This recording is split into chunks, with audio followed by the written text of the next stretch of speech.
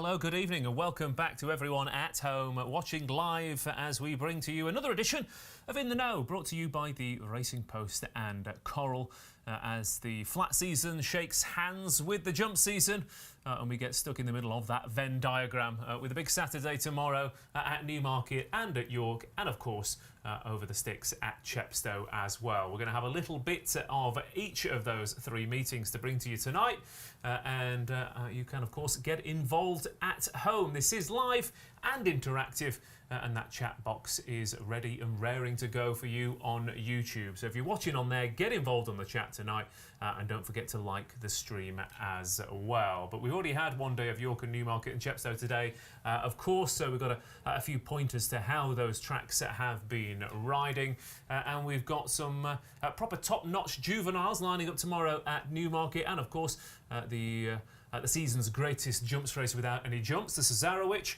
We've got sprints galore over at York, as you would expect, and we'll be having a look at the Silver Trophy at Chepstow as well. Will we see any future superstars in those juvenile contests at Newmarket? Fingers crossed. Don't forget that even if those horses get beat in those good races, it's worth following them over the next 12 months or so. But my name is Ross Brierley, and I'm joined in the studio by, well, we talk about future superstars. What about current superstars? 1, 1, 1, 1, 1, 1, 1 is the form lines, pretty much, for Mr. Graeme Rodway in the studio, who's, I believe, banging them in would be the correct terminology, would it not? Yes, Ross, it's been a very good 7 and a bit days. Yeah, it's been a fantastic run. I only have to look at a horse and it just wins, you know, and you just look at it and then it wins. And this is amazing. Yeah. Now, if this, of course, continues, then everyone on Twitter will get their wish because you'll never see me back on TV ever again, you know, which I'm sure will please everyone on Twitter. But past history tells me that it's highly unlikely that my very high strike rate will continue as the whole year goes on, but who knows? Maybe things have changed. Maybe I'm just going to start looking at horses. They're just going to win for me. Yeah, what do you think? What if it did? What if it just kept happening? You think this will end eventually? Oh, it'd be lovely, wouldn't it? Do you think you'd get bored? If you back the winner of every race, would you get bored betting? Yeah. I don't think you would. I just think you'd just keep going in. It's, you know, those nasty bookie fellas, you'd be just, oh yeah, weigh me out another few quid here. But it just never happens, does it, like that? No. That's why there's people like Dave Stevens around, you know. Where is he? Well, I think I would have introduced that other pundit, but it seems unfair not to go to Dave Stevens for a robust defence. David Stevens, there you go. Graeme Rodway. If he kept back in the winners, David, he wouldn't quit. He'd keep taking your money. Well, that's very good of him. Good evening, gents. I can confirm as well, Rodders. I don't think I'd get bored of backing every winner either. I'd love to be in a position where it was even a possibility. But no, you are in great form again. Pogo today was one of yours. The Veterans Chase winner, forgive me, whose name escapes me, that also won at Chepstow. So yeah, keep it up tonight, Rodders. Yes, absolutely. Yeah, Pogo was a good winner for a man who takes plenty of stick. In the shape of Graeme Rodway. But Tom Segal joining us at home already and raring to go. You got a challenge on your hands here, Tom. You got to live up to Rodders' in-form tipping for your Saturday column. How are you feeling? A little bit bored of Rodders' diatribe, if truth be told. That's fighting talk. That's Mayweather-esque fighting talk. That, Tom. Really? I was literally falling asleep. No, congratulations. Very good run. Well done, Rodders. Thank you. What do you think of the lineup tomorrow, Tom? Bit of something for everyone, as they say. Yeah, I don't think it's a great betting day, to be honest. I mean, the Cesarewitch is a sham, isn't it?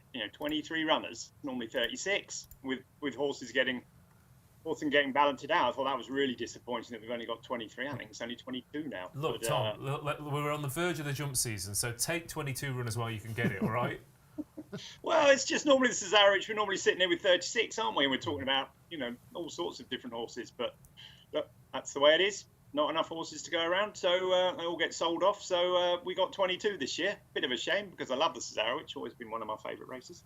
Well, theory, it should make it easier for you to find the winner, Tom. So fingers crossed. I'm going to do a Rodders and say I've got a good record in the Cesarewitch. I can't do that. That's not my style. We'll try our best anyway and see what we can do. Okay, well, let's crack on then. We've got 8 races to rattle through, including that one at Chepstow, like I said, we're going to throw in. We're starting off at Newmarket with the first of the juvenile contest, and it is, of course, the Zetland Stakes here, where Flying Honours is 11 to 10 favourite, and despite being beaten last time out in a very muddling contest at this track, is a warm favourite to go back to winning ways here for Charlie Appleby and William Buick. It's 7-1, Dear My Friend. Blancheland is 8-1. Galactic Jack is 8-1. Bateman's Bay is 8-1. Liftoff 12s. Tenerife Sunshine 14s. 16-1. Band of Steel. The outsider of the lot is Metal Merchant for the informed Mick Shannon. Normally I'd go to the man on my left for the first race, but I do tend to come to you for the juvenile contest, Tom, and we've got Flying Honours. In fact, just shortened up here in the space of me previewing the prices for this race. As if by magic. It's just as I was just about to say, I thought this horse would be odds on, and lo and behold, the words were taken right out of my brain and onto that forecast. Yeah, Flying Honours now 10 to 11. Yeah, I don't know what happened last time. I always find it funny when they go, oh, it's a muddling race. It was a muddling race for all of them. You know what I mean? It wasn't just a muddling race for Flying Honours. They all had the same set of circumstances. I was really disappointed with him. I really was. I thought he didn't move that well. He didn't move like he did when he won at Salisbury. He certainly didn't move like he did at Sandown. Look, he couldn't even get past Mark Johnson's horse, who might be very good. I don't know, but I was really disappointed with him. On his previous form, he should be 4 to 7 to win this, 1 to 2 to win this. It's just whether he's I just don't understand what happened last time. I know it was a slowly run race, but it was the same for all of them. Dear My Friend's form in France got a bit of a boost, didn't it? Because he was third with Blue Rose Sen was just in front of him last time, so he could go well from the front. But it's really all about Flying Honours. If he's back to the form that he showed at Salisbury and Sandown, he'd win this by miles without coming off the bridle. But there's that doubt about last time. I don't like backing horses that ran low really badly last time at odds on, but probably where he should be. Flying Honours then is odds on 10 to 11. The race won last year by the same connections course with in the shape of Gold Spur. But some good horses have been beaten in this race as well over the years. Defoe, Subjectivist and DXB have been beaten outside, and Kyprios, of course, hated every second of this contest in 2020, and so we could see some future Group 1 stayers in here, but cause, it's possible because there are a lot of unexposed horses coming here fresh off nothing more than a novice win. Yeah, it's funny, isn't it, Kyprios? Because, early in his career, I thought, oh, who's that old dog, Kyprios? He looked a right old rogue, didn't he? And then suddenly he's turned into quite a good stayer, hasn't he? Quite a good stayer, I think, is a slight understatement, but yeah, fair enough. He's all right, isn't he? I don't really know what's going to win this. I find it very hard because obviously Flying Honours was disappointing on the face of it last time out, but our handicappers still gave him 107, which was as good as his previous win when he won by 5.5 lengths in listed company. So they had him running right bang to form, just getting beat, and it was a very slowly run race. I don't really know what to make of it. I mean, if he runs to 107, he's got a stone in hand of the rest, but of course the rest have barely run, so they're all unexposed and they could make huge amount of progress and huge leap forwards. But the question, even on his novice winner, he's an RPR 100 there, and you've got Galactic Jack, Bateman's Bay, Blancheland coming in off 84, 85, 88, so he might improve a little bit more. They've got to improve, what, stone and a half? Yeah, and Godolphin only have to look at a horse on the Newmarket Rolling Mile course and it wins, of course. I mean, how many winners they have there today? Certainly 2, didn't they? Maybe more. So I just don't know how to play it, Ross. I think the favourite will probably win, but would I back him at odds on? No. Okay, Flying Honours is 10 to 11. Give a shout out for a couple of horses, Bateman's Bay and Liftoff, given the pedigree, New Bay. Very good record, very good statistics with juveniles, and also over this trip, 31% strike rate in general over this trip. So Bateman's Bay and Liftoff could definitely suit the 10 furlong trip here. David Stevens, everyone's fairly lukewarm on this because none of us want to take the favourite on. Do you? You got a price boost? You got an angle? What do you got? Yes, well, I have got a price boost on this race, but before we get to that, I have a price boost for the duration of the show that I forgot to slip in at the start. It concerns the Darley Dewhurst that we will be coming to in a little bit of a while, but it's Nostrum. The favourite for that is 6 to 4, but for the duration of this show, we'll be out to 9 to 4 for a maximum of 20 quid. So that's on the Dewhurst. In terms of this race, yeah, Flying Honours, as you pointed out earlier, Ross, this actually went to odds on in the last few minutes. So plenty of punters do or are willing to sort of forgive him that defeat last time. I couldn't be backing him at odds on. Of the ones against him, the unexposed sort, I thought the Andrew Balding one, Galactic Jack, was of interest purely because he's the only one in this field that has won over the 10 furlongs already. The son of Galileo, you'd hope there's more to come from him. And around 8-1, he'll do for me each way against the favourite. Okay, a couple of price boosts there. An angle from David for the Zetland Stakes. And at home, Kieran Canterson, Bateman's Bay could improve again for the step-up in trip. He looks interesting and is an each-way play for me. And come on, Galactic Jack, says Lyndon Young. So good luck to viewers at home for the Zetland Stakes. Moving over to York then, for the second race that we're going to preview. More juveniles lining up here for the Rockingham Stakes. Very different contest though here over the 6 furlong trip. 34 grand on offer for Alpha Capture to potentially capture after going close to landing a big pot at Donny last time out. And that form was given a boost at Redcar by the winner, winning the 2-year-old trophy easily. Gala on him behind as well. It looks warm form, but he's up against some decent horses in opposition, including Bolt Action, who just keeps winning at 4-1. Bay of Plenty, who's 1 from 1 at 5s. Rousing Encourse 5s. Felix Natalis 8-1. Kaima 12-1. Secret Angel 14s. Miami Girl 16s. And bigger prices the rest. This is the type of race that featured done quite well in this over the years, Rodders, because as ever, the market tends to go to your lightly raced improvers, but you have to go back to 2013 to find a horse who'd had less than 4 runs to win this. Often you get to this time of season at York and it's much more testing conditions, so that experience comes to the fore, but there are a lot of battle-hardened juveniles in here. Yeah, I mean, this is like the theme of the data. It's another very, very tricky juvenile race, isn't it? With a horse in there like Bolt Action, you know he goes at the track, you know he's going to handle the soft ground, and you know he's going to run to a level. It's whether those unexposed horses again can make the jump to go and beat him, or whether he's just going to run to that level and it's going to be good enough. Again, not a very easy race to play, I don't think. It's not a race that I'll be betting in, but Bolt Action, I don't think you're going to go too far wrong backing him each way. He looks like he's absolutely certainly going to run up to a certain high level. Is there going to be one in there who can beat him? There might well be, but there's just probably an equally chance that there won't be. And I just don't see him being out the first 3. So he's one of those incredibly obvious sort of each way accumulator, put him in your each way doubles and trebles, can't see him out of the frame kind of horses. Well, exactly. He's got the York form, which a lot of them don't, and York's a funny track, isn't it? Some horses love it, some horses seem to hate it. So some of these juveniles just won't act there.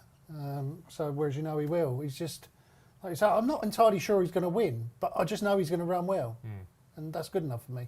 Yeah, fair enough. Bolt Action then, who's been beaten by some good horses. Rum Star, of course, beat at Goodwood, as we've seen Franked in the Cornwallis today. Should have been a ring. And Prince of Pillow quite well in that race as well. And, like Rod has said, Tom got course form as well for Bolt Action for the informed Roger Varian. Are you sweet on his chances as well, or does anything else take your eye? He does nothing for me, Bolt Action. I was really disappointed with him last time. Thought that was a way below par run behind. Was it Pride of Pillow or whatever it was called? I think he looked like he'd had enough for the season. So I thought Alpha Capture's form is better anyway. I think the Cold Case form is better, so I think he'll probably win. I think Bay of Plenty is very dangerous for Johnny Murtagh. Thought it was really impressive. He showed a good turn of foot to win what I think might turn out to be a good maiden. It was Ace, I think. But I know there's been a lot of money for him today. I thought Bay of Plenty might be the one. I wanted to take on Bolt Action, actually. I thought favourite would probably win it with Bay of Plenty the danger. Okay, Bay of Plenty then for Johnny Murtagh and Ben Cohen. 1 from 1 with that win at Naas. It should be a fair clip on here as well. There's probably a bit of pace. Lots of Rousing Encore and Felix Natalis. Don't mess around. And but then again, how many times have we said that at York and they don't come back? But Alpha Capture is 15-8. Bolt Action for Rodders then. Bay of Plenty for Tom Segal. David Stephens, what are you rocking and rolling with in the Rockingham? Yeah, big day for us, obviously, up at York tomorrow, our final sponsorship of the flat season. And as a result, we've doubled the pot in our free-to-play Racing Super Series game to 50 grand. Pick a horse to place in every race at York for a chance to win a share of that 50 grand, or indeed all of it. So yeah, big day for us. But I'm very much with Rodders on this with Bolt Action. I thought he was an absolutely safe option. Alpha Capture is the unexposed one, but Ross, you alluded to that if you look at the recent record, these tend to be the more battle-hardened juveniles that win this race. So Bolt Action for me, Got that win last time to prove that he hasn't quite gone for the season yet, Tom, I don't think. So hoping, like Rodders, we can get one more run out of Bolt Action. Okay, Bolt Action for Varian and Dawson then, who've got 2 sprinters at York over 6 furlongs, drawn in box 1 tomorrow. They could be going for an interesting double with Dusky Lord in the handicap as well. But Ross, can I just enlarge? I'm watching the racing today. I thought Trap 1 might be a problem. Yeah, I thought those, you might want a high draw tomorrow. It's weird because most of the time you want a low draw, and I could be completely wrong, and these things change. but wait a second, Tom. Wait, I mean, I'm going to have to bring up was it your punting master? I mean, yeah. you're Don't worry talking about about draw here. Don't worry about it. Exactly. You shouldn't worry about it, but we're talking about a horse that everyone's talking about fancied here. Trap 1, I don't know. I mean, it just seemed that the highest drawn horse won the first race. Trap 17 and 16 won the sprint. Do you know what I mean? It's just something to throw out there. I mean, as you say, I'm not that one that worries about it. But if you're going to take very short prices, it's not that short, is he? 4-1, but it's worth pointing out anyway. Yeah. Okay. Yeah, they do, and they do have history of coming to this near side rail in the back end at York, don't they? For a lot of these races. But yeah, Bolt Action in box 1. You're hoping that box 1 is the winning one, Rodders? Yeah, hopefully, yeah. I think he'll run well. Yeah, Bolt Action then. Tom? Bay of Plenty, I think, will run well. Bay of Plenty it is. David? Bolt Action for me. Okay, lovely stuff. And Ryan Doherty says Bolt Action to bolt up. So it's a good look with that one.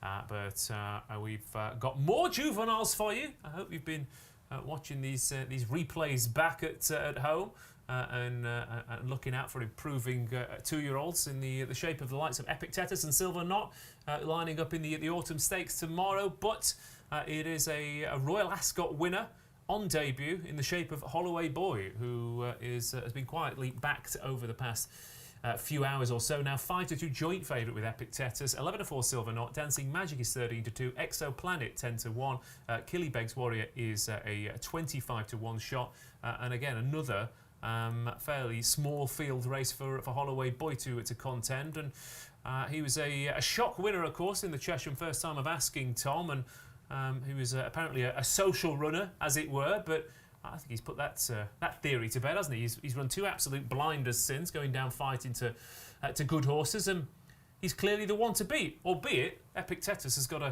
a beautiful pedigree and an absolutely dotted up here on his one and only start. So, an intriguing little matchup. Yeah, great race this. Really, really looking forward to this. I think the 3 of them at the top could be pretty good. I think there were excuses for Silver Knot last time. I was... Sorry, my phone went off there. I was disappointed with him last time at Doncaster. They said it was due to the ground. I'm not entirely convinced. I thought he might have. I'm not one for making that big. He ran so far below form. Although it could be argued that the Solario Stakes form prior to that was a bit of might have flattered him as well because everything else seemed to pull hard. So I throw him in there. I think Holloway Boy should be favourite. I really do. I think Carl Burke said he had a little hold up before his last run behind Nostrum, who is favourite for the Dewhurst. We'll get on to that. Big sucker for these Kingman 2-year-olds though this year, and we've had commissioning one today. We've got Nostrum coming up, and Epictetus was really impressive at Newmarket. I've written more pieces about Kingman 2-year-olds this season than anything else probably, but I'm really looking forward to seeing him. He's obviously had the break, and I think this is a warm-up run for the Vertem Futurity at Doncaster in a couple of weeks. So maybe he might come on for it, just as commissioning did today. But I think Holloway Boy's got the best form. I think he should be favourite. And I think it'll be hard to beat him tomorrow. I think this is, I think everything's in his favour. Okay, Holloway Boy then. Yeah, Carl Burke Juvenile's going pretty well as well. We thought he might have had a chance of bagging a Group 1 earlier on as Novakai kicked on but was run down by commissioning. But Holloway Boy is a 5-2 shot. Epictetus a 5-2 shot. You said a beautiful pedigree. The sire's good. The dam was good as well. Thistlebird from a family who banging winners left, right and centre. And Frankie's back in the saddle, albeit Rab Havlin will be pretty frustrated about that. But yeah, Epictetus 5-2. Silver Knot 11-4. Any of the other 3 get involved, Rodders? What did you make of it? Yeah, I thought if Holloway Boy wins, you're going to be a bit disappointed.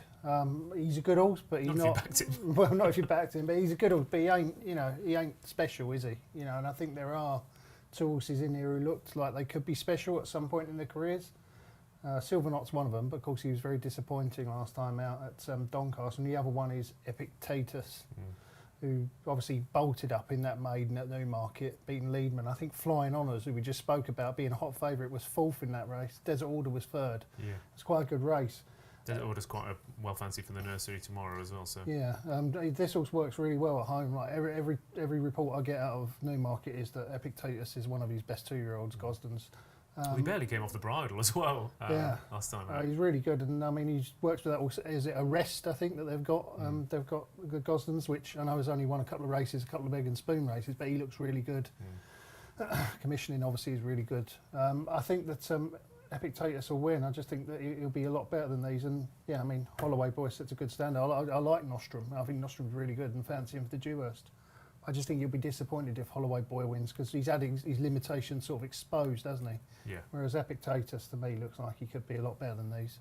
Okay, Epictetus then is a 5-2 shot. Again, there's another race that's some decent horses have been beaten on in the past, and there's some strong staying pedigrees in here. Silverknot's got plenty of stamina in the family. Exoplanets from the family of Legatissimo and Fame and Glory as well, so that should improve next season as well. But Charlie Appleby's three winners from the last 5 years. He didn't have a runner in 2018, and his other one finished second to a fellow Godolphin in the shape of Military March in 2019, David. So we'll all take it on Silverknot, but yeah, Charlie Appleby likes to aim one at the Autumn Stakes. So this looks probably a little bit more interesting than a Dewhurst almost tomorrow. Yeah, it's a really interesting little race in terms of field size. Very hard to make a case strongly for any of them. I mean, there's going to be Dewhurst form lines here somewhere. Dancing Magic was behind Naval Power last time. Obviously, Silverknot was behind Chaldine, and Holloway Boy was behind Nostrum. But I'm like Rodders, and I think Tom as well. Well, no, Tom was Holloway Boy, wasn't it? I'm going to go with Epictetus just because he's the one that still could be anything. That one run. It was interesting, Tom saying that he thinks this might be the warm up for the Vertum Futurity, and that would make sense to me because I'm slightly concerned why he'd had 3 months off since that win on the July course, but if they've sort of been saving him for this sort of end of season campaign, that would make sense, would be less of a concern. So Epictetus for me. Okay, Epictetus is a 5-2 shot. Yeah, I'm going to have to stick with him as well. As soon as he won that Newmarket maiden, he kind of shot straight to the top of my list of juveniles to keep an eye on. So hopefully he will be fit enough to do himself justice tomorrow for the Gosden team, who again, I mean, they're not a yard who send them to the track unfit, are they? We had how long did we talk about in Spiral for before she came back and bolted up first time I'm asking? Yeah, I think he would have done plenty of work. Yeah. Epictetus 5-2 then with a Holloway Boy also at 5-2. In terms of viewers at home, Dancing Magic second against a Sharp Fitness look, potentially a little angle for the forecast for Roger Teal's charge. But for the Autumn Stakes, of course, won last year by Guineas winner Coribus. What are we going with Tom Segal? I think Holloway Boy tomorrow. I think there's been excuses for his last 2 runs. He should have probably won at Goodwood. It's got unlucky, and then last time I think he'd had a hold up, and I think he's better than he showed both times. So I think it'd be hard to beat him. Okay, Holloway Boy then for Tom. Rodders? Yeah, I'm with Epictetus. Lovely stuff. David? Yeah, Epictetus for me in the Autumn Stakes. Okay, lovely stuff. And what better time than autumn to have some Epictetus, as we say in Yorkshire. Come round to mind for some roasties if this one wins. The Autumn Stakes then, moving on to the 240 over at York. A Coral beaten by a length. Free bet handicap here with just the 6 of them going to post. It was a little bit disappointing because last couple of seasons this has been an absolute cracker of a handicap, won by Illarab and Bay Bridge. So you have to be a very, very good horse to land this handicap prize. But unfortunately, just the 6 of them are going to post this time around. And Protagonist is the 2-1 favourite for William Haggis. Connections who finally got the job done with Post Impressionist today, and Protagonist could well give them a nice double on the Knavesmire. 11-4 Marching Army. Stay Well is 6-1. Saga is 6-1. What's the Story?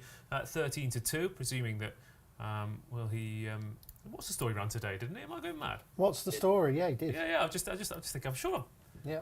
I saw I seen it today, but then I looked at the form lines. He wasn't there. Had been updated. And Algier is the 8-1 outsider of the lot. So yeah, last couple of seasons, Rodders, this has been a nice little tee up for a future listed or group class performer. It could well happen again, but Yeah, was hoping for a bit of a bigger field at least.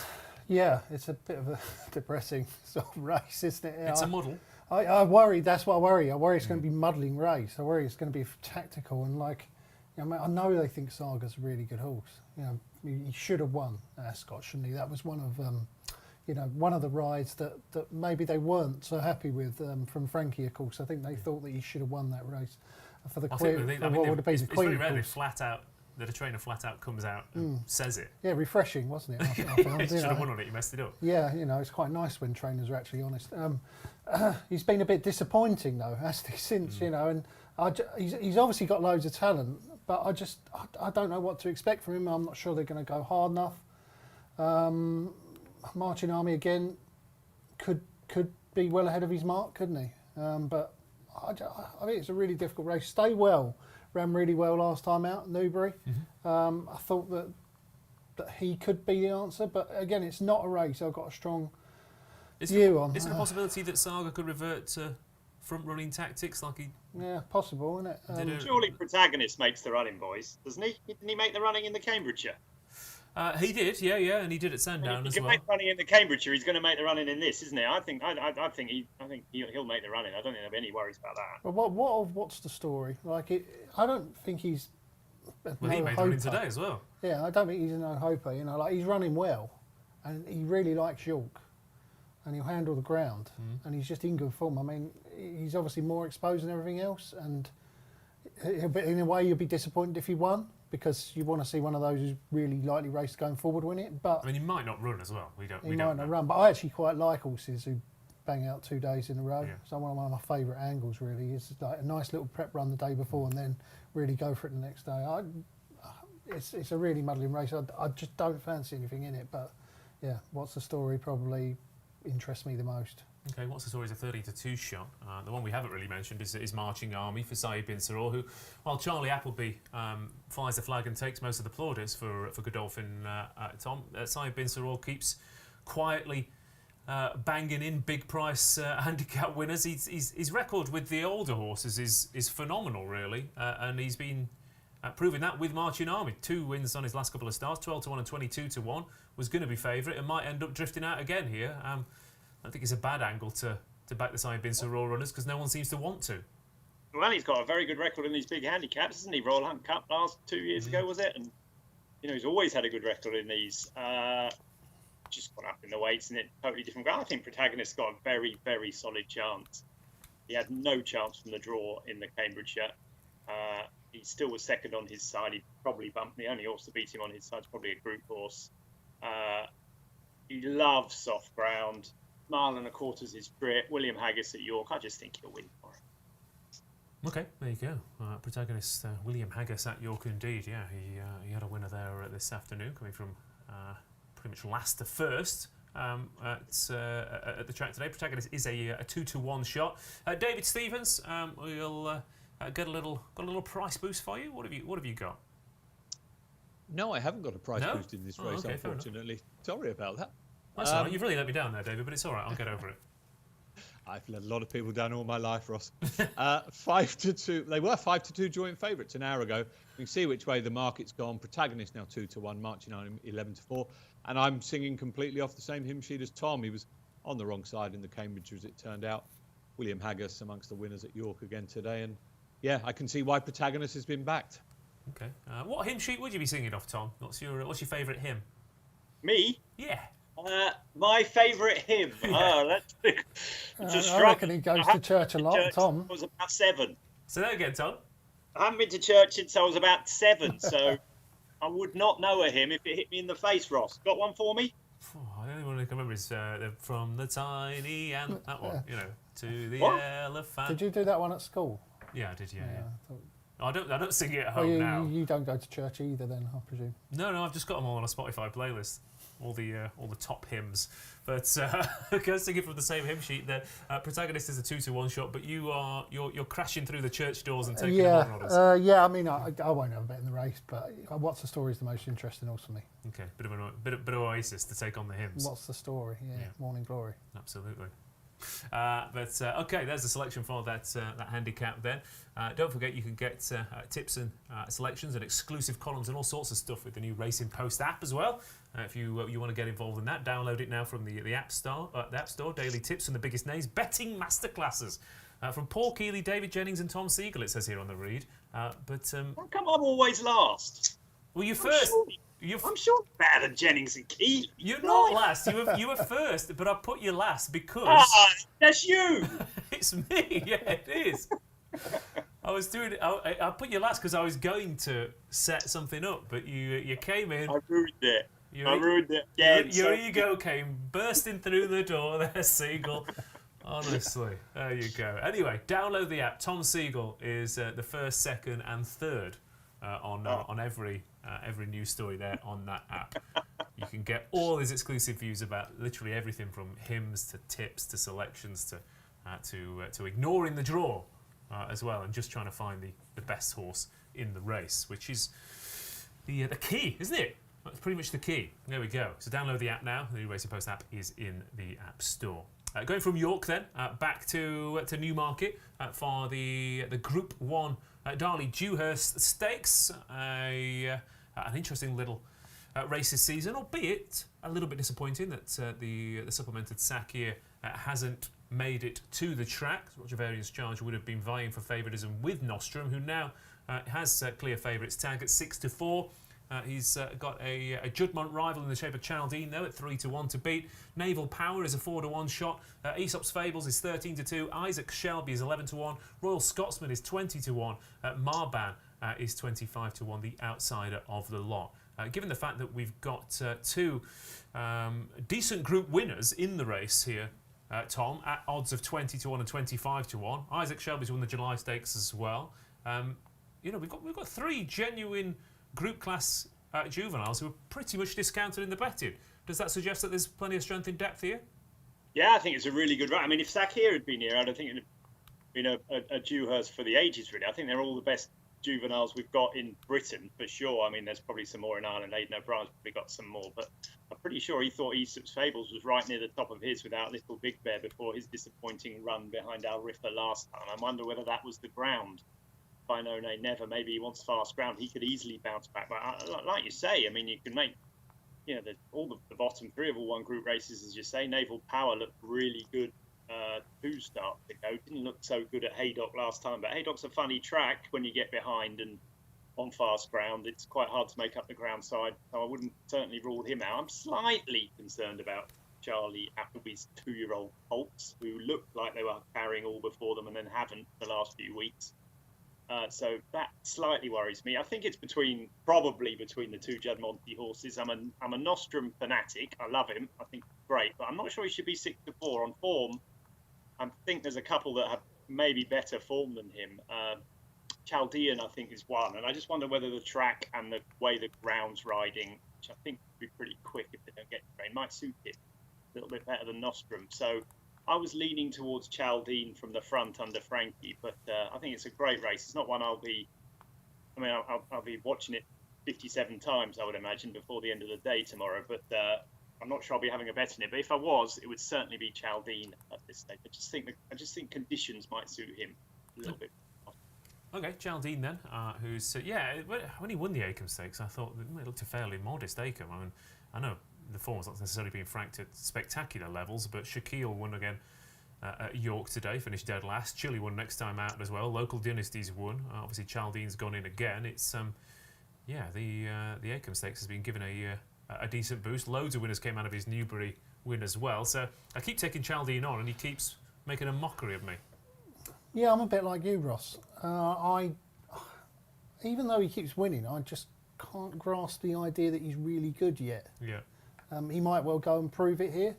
I'm already convinced that Nostrum is really good. Mm-hmm. I thought he was absolutely brilliant when he won first time out, and even better last time out in Newmarket, of course, when he beat Holloway Boy, who's, like I say, a decent stick, and the third was Victory Dance, who I think had chased home Isaac Shelby, hadn't he, who's also in this race. And I'm certain that he's a really good horse. I think he's probably the one to beat in the Guineas at this stage, even so far out, with Sir Michael Stout training. He's only won one Dewhurst, hasn't he? Yeah, well, like I said, there's just a little, that's the bell in the back of my brain. For both the front two, actually, the trainers, these kind of horses in this race, and Nostrum just has a bit of an expert eye ringing the he was beaten out of sight in this a few years ago. Was King's Best beaten in this? I think he might have been, maybe. That's a good question. Tom's probably the man to answer that. Stout won it with Edgedale, didn't he? Yeah. A long time ago, 1986 or something, I think it was. He hasn't won it since. So no. And he's had good horses beaten in it, we think, anyway. But I think he's the most exciting horse in the race by far. Naval Power, I'm not convinced he's that good. Like, a lot of people were taken with the way he won at Haydock, but I thought he made incredibly hard work of it. Now, I know that he was well on top at the finish, and you could argue things didn't quite go his way. But again, I want to see how good he is again, really. He's had 4 runs, and I've not been blown away by him at any point in his race. Well, I mean, if you've won 2 listed races with RPRs of 106 and 108, and then you go and win a Dewhurst, you start to think, And it looks a good Dewhurst, doesn't it? And it felt a bit like it was an open goal, and he slammed it in off both posts and the crossbar last time. It felt a bit like that, like he was down to 10 men and, just snuck a 1-0. I think Royal Scotsman's a really good horse, and I think he would prefer softer ground. When I was at Goodwood when he won his novice, and he was really impressive. Like, he travelled through that race like a really good horse, and he's run like solely on better ground since, and he's run well on good to firm ground. He won well at Goodwood, but I remember when he won at Goodwood thinking, with a little bit of cut in the ground, he'd be a really good horse. But again, he's not been very lucky, has he? I mean, we're in the middle of October, and as Tom just said, we're looking at possibly quick ground tomorrow. Yeah. So, but I mean, he's by Glen Eagles out of a pivotal mare. So I mean, you would expect a bit of rain would be. Yeah, I think it'd be a good horse on soft ground maybe next season. But I think Nostrum will win anyway. Okay. But he's a short price. Tom's right. I wouldn't back him at the price, but I think he'll win. Yeah, Nostrum is a 6-4 share. I think he was probably about 7-2 with Sakir in the betting earlier on in the week. So. Obviously we've got Marban as well. We've got Marban and Aesop's Fables. They're the two flies in the ointment a little bit because, of course, if the ground did stunt their development last time out over in Ireland, then you take that run out, and Marban's coming in here off the back of beating Holloway Boy at Goodwood in pretty impressive fashion, and Aesop's Fables absolutely bolted up with an RPR of 111. So how much? It was bad ground, wasn't it? It was pretty shocking. Yeah. So what's bad for Royal Scotsman might be good for those two. Do you think the ground is a good excuse for those two coming unstuck last time out, Tom? Definitely for Aesop's Fable. Not convinced by Marban. I thought it was pretty soft at Goodwood when he won. I mean, it was much softer, admittedly, at the Curragh, but not convinced he's good enough. I do think Aesop's Fables is dangerous, though. He looked really good horse 2 starts ago, and then if the ground was the excuse, No Nay Never, as we saw with Richard Fahey's horse that won today, it was another very good performance from another No Nay Never 2-year-old, Millie or something, Millie May, I can't remember, whatever, who won the Magical Mile, was it Magical Mile? Midnight Mile? Remember. Whatever she was called, she was really impressive. Midnight Mile, there we go, yeah. There we go. Another No Nay Never, and I think the ground will suit him. I could see him running a big race, I wouldn't rule him out at all. It's interesting that he comes over. Aidan O'Brien loves Dewhurst. He always runs Dewhurst. Race he wants to win most with his 2-year-old. And so it's interesting that he's his only one, for sure. Do you think he'll make the run or be held up? Is he a tortoise or a hare? What do you... Don't know. I think Chaldean will make the running. I think Frankie will make the running because I think he thinks I think he'll stay well, won't he? And I think the key to this race is often staying well. I just wonder if the ground gets quick and there's that wind behind again, it might just be hard to pick him up. But I think it's a really good race. I'm really looking forward to it. As I say, I think all 7 of them are well worthy of their places in the group. Okay, lovely stuff. Nostrum then is a 6-4 shot though. But David Stevens, you got a price boost up your sleeve. We've already mentioned it once. You might as well give it another plug for the favourite. I got your Aesop's Fable line, Ross, by the way. That's all right. I just assumed I got it too, but I just thought it was so poor that I just let it go. Okay, fair enough. Yes, we do have the price boost on Nostrum, obviously, 9-4, up to 20 quid until the end of the show. We've got a Judmont own winner. They now have the first 2 in the betting because Chaldean has replaced Naval Power as second favourite. 4-5 that Jubbmont win this. That's from 4-7. I think Chowdene and Nostrum should be a lot closer together in the betting, personally. I don't know why you're doubting Chowdene, Ross still. Maybe it's because he got beat first time up, but I thought he was given a wonderful ride by Frankie last time in the Champagne Stakes, but he was simply the best horse that day by some distance. I think there's more to come from him as well.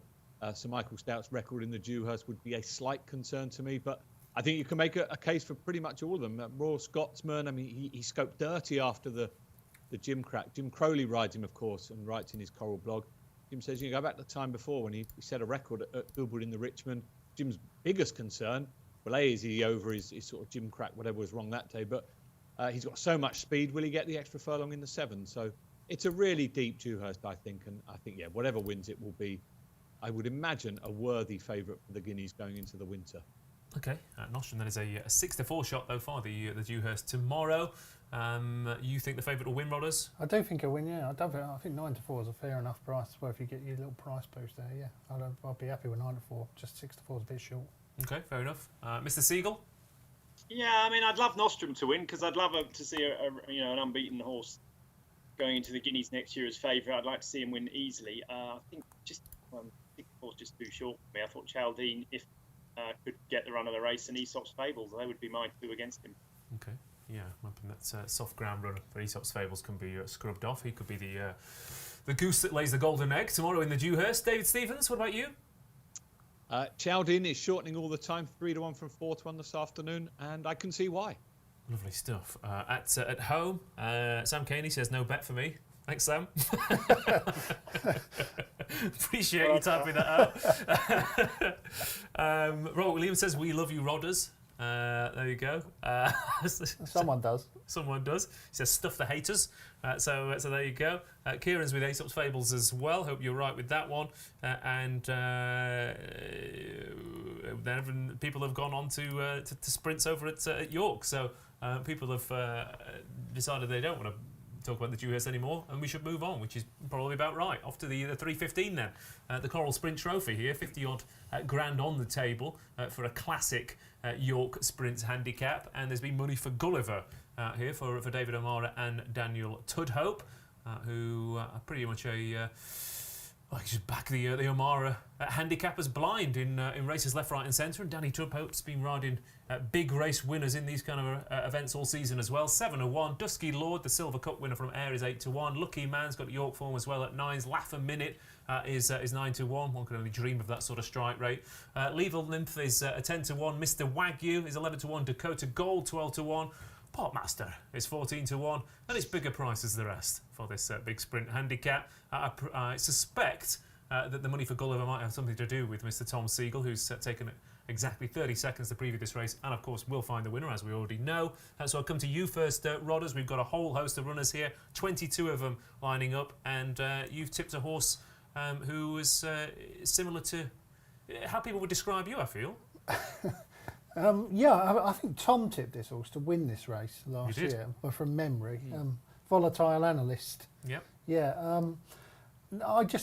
I'm a bit worried that I'm trying to be a bit too clever for my own good here, because he's just been running terribly. You know, he hasn't beaten a horse barely for about his last 4 runs, and been beaten upwards of 10 lengths. I mean, every single time there's an excuse for him. Like when he's beaten at Newcastle, lost a left foreshoe. And then when he was beaten at Redcar, he lost both front shoes. And then last time out here, he finished lame on his left fore. So I don't know if they've got shoeing their horses, Keith Dalglish, but obviously he ain't doing a very good job, is he? You know, all the shoes are coming off, and there's all sorts of. And I just sat there and I thought, well, when this horse wins, and Keith Dalglish gets called into the steward's room, which he will do, to explain why the horse has suddenly bounced back to form, he's quite easily then got 3 ready-made excuses, which he's already reported to the stewards. And I just wondered if that might happen, if you know what I mean. Because if you go back to last season, he won this easily off a £1 lower mark, so he's only £1 higher. And he was a better horse afterwards. He won it on the all-weather over the winter, and he came out and won the Camage Trophy at Doncaster for a big career best RPR. So he actually improved significantly from that win at York to go and win that race at Doncaster, which is, of course, a listed race. After that, he was rated 105, so he's come down £8 in the weights. He loves soft ground. He loves York. He's got 2 really, really good runs at York. Now, again, maybe I'm just over-analysing it, over-volatile analysing it here. But to me, it just, with all those excuses in there already, it just looks to me like this would have been the obvious plan, right? We'll go back to that race at York at the end of the season. He likes soft ground. We'll get soft ground then. We'll get him right revved up for that. We won't worry too much when he gets beaten along the way because we'll get him down to a nice mark. And then suddenly, bang, out of nowhere, he's just going to come right back to form. That's what I'm hoping is going to happen, Ross. We'll see if it does. Yeah, I hope you're right. I do hope you're right. But, I mean, to be fair, last season was very similar. He won on soft ground in May at York, then finished 27th, 4th, 7th and 12th, and then came here on soft ground and won this race. So it does seem to be a bit of a pattern for this horse. But, yeah, you were with him last year, Tom, at Volatile Analyst. He's a 22-1 shot. I get the feeling you've gone for another angle this year, though. 30 seconds, Ross, 30 seconds. Gulliver, twice the winner of the race, once off 102 and once off 100. Loves the race, loves soft ground. Don't know about the draw in trap 22, but David O'Mara's 8-year-old, Summer Gand Escobar, they've won big handicaps. This is a very similar type. Loves the race, loves the track, loves the ground. Bang, 30 seconds, done. Bish bash bosh, Gulliver it is. There you go. It feels like Rodders has been spent 20 minutes talking himself into Volatile Analyst, and Tom Segal spent 30 seconds tipping Gulliver here. So contrasting styles, David Stevens. Who are you siding with? Well, it has to be Tom, doesn't it? Because all summer he's looked at these 6 furlong sprint handicaps, told us how much he hates them, throws a selection up in the air, and the next day we all sit and watch it win. So, yeah, it's got to be Gulliver, isn't it? He has been very well backed, you say, no doubt, as a reflection of Tom's tipping him there. Rodders giving Keith Dalglish's Farrier a right old shoeing there. That was a bit harsh, I thought, Rodders, but you lived up to a Volatile Analyst name. I'm going to go with Laugh a Minute, second to Volatile Analyst in this. I've got a feeling we had the forecast up in this race or something last year. I may well be imagining that, but Laugh a Minute off the same mark as he was when second last year. He'll probably finish second again here. Okay, yeah, there you go. You know, we had a good year, a good day on this. We had a good day this time last year because it's the year anniversary of me getting beaten on the line for the Scoop 6. No. So it's it's a bad one. I'll never forget. I'll never forget the day. To tip the winner of this race, to find the winner of this race, the winner of the Cesarewitch, it was all going, yeah. We should probably say that, judged on recent form, there's probably about as much chance as Keith Dalglish going back into the steward's room after this race, after he finishes last, and saying, "Oh, he finished lame," or a shoe came off, as there is as him winning, isn't there? You know. So either way, he's probably a win or bust. I don't know why I put him up each way. You just get, when you see those extra places, you're like, oh yeah, we'll have a few of those extra. But he's probably a win or bust Volatile Analyst. I just hope that I'm not volatile over-analysing it, Ross. Me too, Rodders. Me too. But I appreciate the efforts you've gone to. At home, Lethal Nymph for Jim Stanton and Gulliver for Jonathan Sherritt. And that's about it really for this sprint handicap. As we move on from a sprint handicap to a very different kettle of fish entirely, the Cesarewitch 2022 only has 22 runners. As Tom Segal was saying, normally it's into the mid-30s, as I am, as it were. Run for Oscar is a 7-2 favourite though. A Horse with No Name is 9-2. Baby Zeus is 9-1. Scaramanga is 10-1. Gibraltar 11-1. Evaluation 12s. Vino Victrix 12-1. Favourite Moon 14s, and bigger prices the rest. Like you said, Tom, you like the Cesarewitch. You've got a good record in it. I presume you spent much more time analysing this race than the sprint handicaps, but again, based on the summer's form, that doesn't necessarily mean you're going to be in success. What did you like about this? It's been a bit of cash for a couple. Run for Oscar now the new favourite. Yeah, I just think that jumps trainers and hurdlers are so much better than our stayers on the flat. That's the way you've got to look. You just got to look at the jump horses. I clearly see why Run for Oscar's favourite, but he went up a lot in the weight for winning a rubbish race at. Well, it's quite a good race actually at Wetherby, was it, or wherever it was? Haydock. Haydock. Yeah, the other day. It's quite hard to come from behind where Haydock, and he did really well to win. So it's no surprise to see the money for him. But 7-2 is plenty short enough. A Horse with No Name is not quite a buzz yet, I don't think, but she's getting there. She massive improvement when at Cheltenham, and then her 2 wins on the flat. I can see why she's at the top of the market too. Don't really fancy Baby Zeus. I thought he had plenty to do. The one I liked was Scaramanga. James Bond fans will remember Scaramanga. Just thought the switch to Willie Mullins was a big angle. Jason Watson's winning 2 Cesarewitch winners for the yard, Stratum and Great White Shark. Scaramanga has loads of good form. He's not necessarily the strongest stayer, I'm not sure about, but I think the switch to Willie Mullins could just bring about a bit more improvement in him. He won a good race at Newbury when trained by Paul Nicholls. He's won over 2.5 miles over hurdles. I just think that he's trained for the race, hasn't he? He's gone. He had the pause that refreshes, and he is just ready to go. I think Scaramanga. So he'll do for me. First person I looked through is Willie Mullins. I did have a good look at Gibraltar down the bottom as well, but I just worried whether he had the class for it. And so, very simple. This was 30 seconds, Ross. I looked at Nicky Henderson, Charles Burns, and Willie Mullins. And at the time, when I did it, Scaramanga was just about the biggest price of the lot of them. So that is where I ended up. Okay, yeah. I mean, my approach for this last year was to just, again, very simple. What are the top 2 horses in the race? Speed figures over the jumps. What are the top 2? And they were Buzz and Burning Victory. And this year I went through it, and I was expecting certain horses to be up there, but I was surprised by how high Gibraltar was, who ran to an RPR of 139 at Cork in a really good speed figure back in March. And has since absolutely dotted up twice over 2 miles. So you said you were worried about the class. I was expecting the same, Tom, and then I looked at the figures and I thought, oh, okay. That could be right. So I thought he could be quite interesting at Gibraltar. What about you, Rodders? Yeah, the first horse I looked at in the race was Scaramanga. And I looked at it and I thought, oh, Scaramanga, but he's trained by Paul Nicholls. You know, he ain't going to win a Cesarewitch, is he? And then I went back and I was like, oh, Willie Mullins has got hold of it.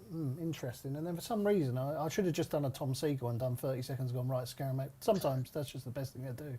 But you've watched his 26 races back. But I sort of watched a couple of races, and I sort of walked myself off of him. And then I really like Love Envoy. I think she's really good, and of course a horse with no name finished second behind her, I think at Cheltenham, didn't she? And then came on and won a couple of races. And of course Henderson trains her. And then I have to do the Racing Post ratings for this race. And then I looked at my own ratings, and I think Withhold was clear top, and it was very difficult to get him off top. Like I managed to end him up I think joint top on my figures, because he actually run quite well on a couple of occasions this year. He ran to an RPR 111 at Chester early in the year, albeit in a slowly run race, so maybe he was flattered. But he loves Newmarket. He stays forever. He's won this race before. He's got a decent draw, and I think you want to be high, didn't you? And then £9 lower as well than he was last year. Yeah, I mean he's really well handicapped. Again, I think he could run well. And then I decided not to tip him, and I tipped Vino Victrix. Right, okay. Because I watched this is volatile analysis. Yeah, I watched Vino Victrix win last time out. Well, I remember it winning because obviously I rated the race, and I watched it back, and I remember Vino Victrix winning so well that day at Goodwood. And the second was Malacana, who of course came out and won at Ascot last week on Friday. So anyway, in the end, I went all the way around the houses. I have to tip something from a Racing Post ratings perspective. Obviously, I have to tip in every single stand race. I tipped Vino Victrix. I won't be having a bet in the race, but one of those 4 will probably win it. What did I say? A horse with no name, Scaramanga, Vino Victrix, and Withhold. One of those 4. Is that all right? Yeah, absolutely. Combination forecast and tricast. Why not? David Stevens, what did you make of the Cesarewitch this year? Not as many runners as you'd expect, but I anticipate an extra place or 2. I'm just getting a new piece of paper. I filled it up with Rodder's selections for the Cesarewitch, so I just need to get some more. Yes, five places each way, as we are in the Coral Sprint Trophy at York, I should have said. And we're also best odds guaranteed on all these races from now.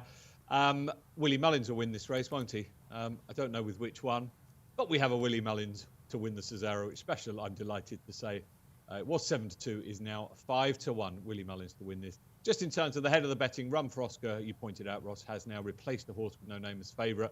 We're taking no chances. An £8 rise may not be enough to stop the Charles Burns runner. But listen, there are plenty in here, but I think you just have to concentrate on the jump races. That said, I did like evaluation for Keith Dalglish, but Rodders has put me off now. Now we know his farrier's no good. That is true. Maybe if they're going to run a bit slower in this though, so the shoe might not take as much of a battering. But evaluations are 12-1 shot here. Willie Mullins, the trainer winner of the Cesarewitch, 5-1 out from 7-2 for that price boost. Tom Segal, what wins the Cesarewitch? Well, I'm hoping Scaramanga, but I just before I came on here, I quite like to look at the old selection boxes to see what everyone else did, and I was staggered. Everyone, Rodders, is on this Vino Victrix, the Spotlight, the Racing Post ratings, the Time, the Guardian nap, the Mail nap, the Sun nap. Blimey, I thought he had a chance, but I wasn't expecting him to be that popular.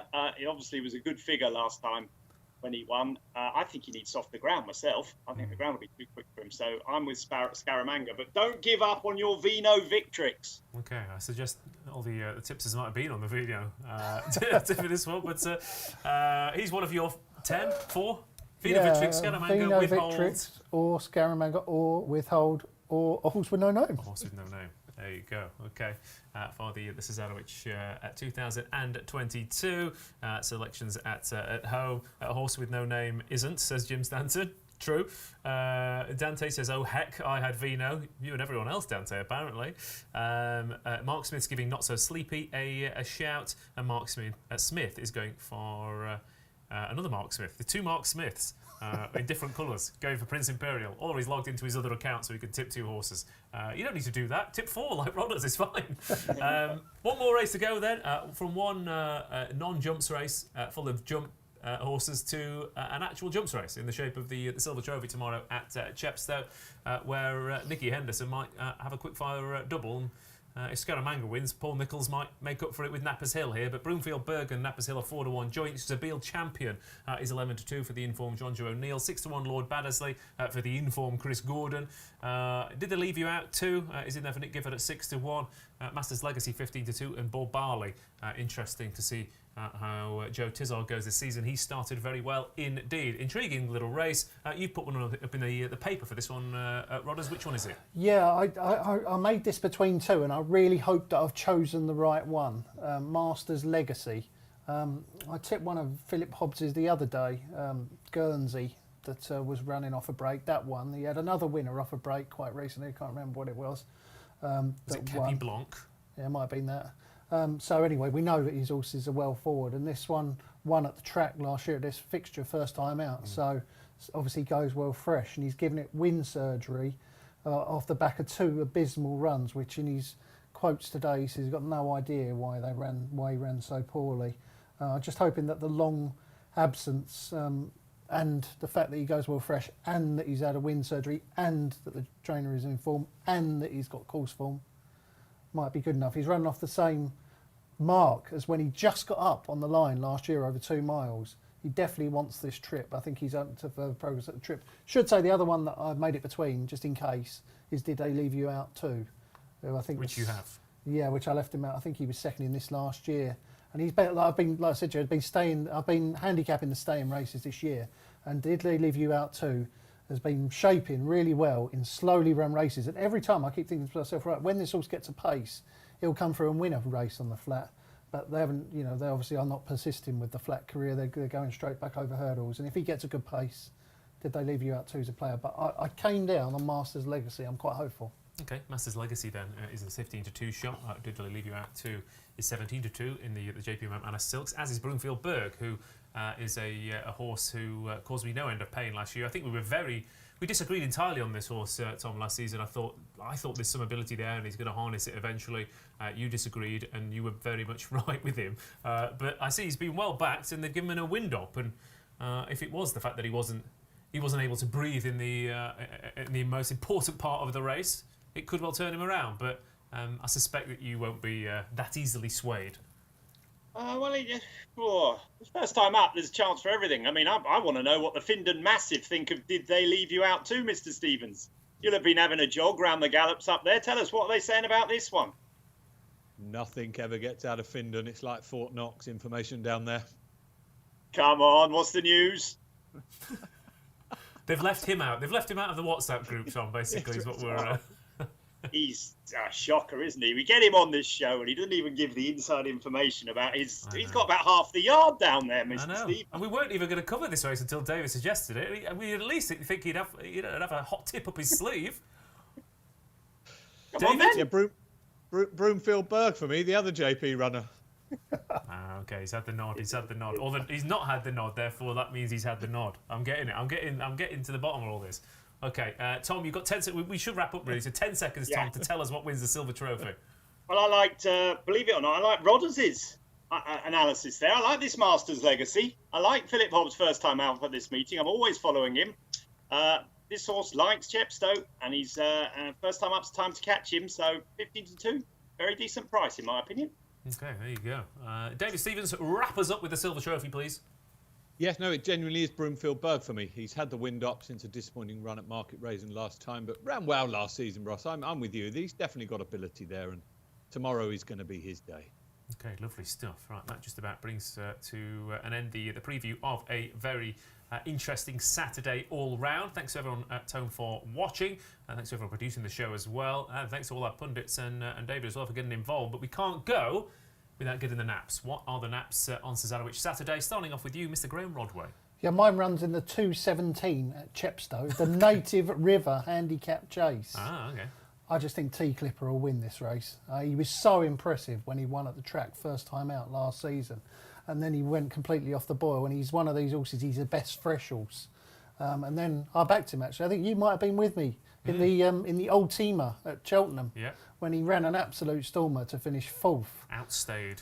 Yeah. Didn't quite stay, did he? But he travelled through that race like a dream. Really went through it beautifully. Off a break again that was, and then not so good next time out. Aintree. Off a break, back at Chepstow, really well handicapped T Clipper. I think he'll definitely win the 2:17 Chepstow. There you go. Who would have guessed that? Tom?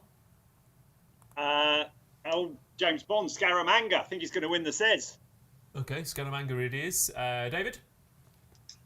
Very well back, 6-4 T Clipper at the moment down at Chepstow, but I'm going to the Dewhurst and very, very sweet on Chaldine for Juddmonte and Andrew Balding. Okay, lovely stuff. And I'll follow Epictetus in the autumn stakes then. Been very keen on him since he won that novice. So Epictetus for me. That wraps it up. Thank you to everyone for watching. Enjoy your weekend. And we'll be back next week with some Champions Day fun and games. Good night.